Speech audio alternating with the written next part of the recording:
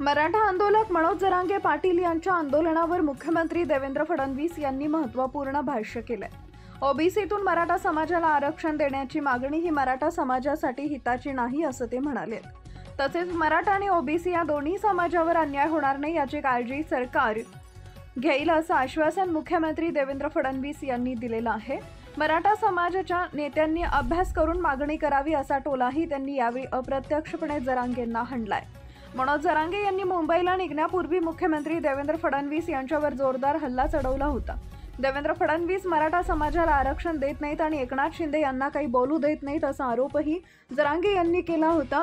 या सर्व पार्श्वभूमीवर मुख्यमंत्री देवेंद्र फडणवीस यांनी आज माध्यमांशी संवाद साधताना आपली प्रतिक्रिया दिली आहे। साखळी उपोषण करणार असं देखील त्यांनी घोषणा केलेली आहे। त्यामुळे माझी दोन्ही समाजाला माझी विनंती आहे की शासन दोन्ही समाजाच्या हिताचा विचार करेल।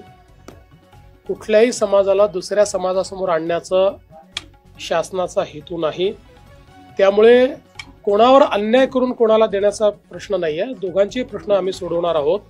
त्यामुळे ओबीसी समाजानेही हे लक्षात ठेवावं की कुठेही त्यांच्यावर अन्याय आम्ही होऊ देणार नाही आणि मराठा समाजाने हे लक्षात घ्यावं की आम्ही सोडवलेत सगळे प्रश्न, दुसरे कोणी सोडवले सांगावं कोणी सोडवलेले आहेत। मराठा समाजाचे प्रश्न आमच्या सरकारशिवाय म्हणजे मी मुख्यमंत्री असताना, शिंदेजी मुख्यमंत्री असताना तेव्हाच सुटल्यात, बाकी कधी सुटले प्रश्न आणि आम्हीच सोडवणार आहोत।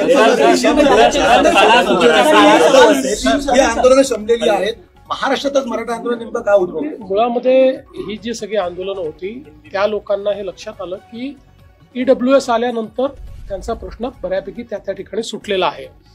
आपल्याकडे कदाचित ती EWS ची मानसिकता तयार झाली नाही आणि त्याच्यामुळे काही प्रश्न कॉम्प्लिकेटेड आहेत। पण आता आपण तोही प्रश्न सोडवलेला, आपण आरक्षण दिलेलंच आहे आणि कोर्टात अजूनही ते टिकलेलं आहे।